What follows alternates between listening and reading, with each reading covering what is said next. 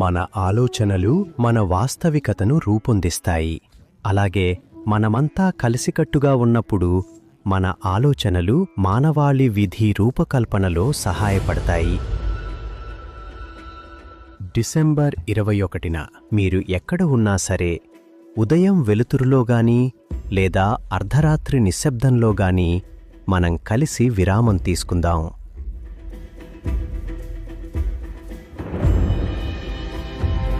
భిన్న దేశాలు, విభిన్న కథలు, భిన్నమైన జీవితాలు, కానీ ఒకే ఉద్దేశం — శాంతి.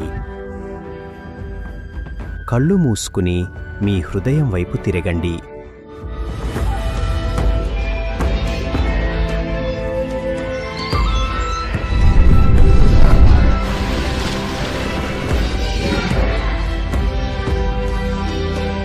విశ్వలయకు అనుగుణంగా సమశృతిలో ఉండండి.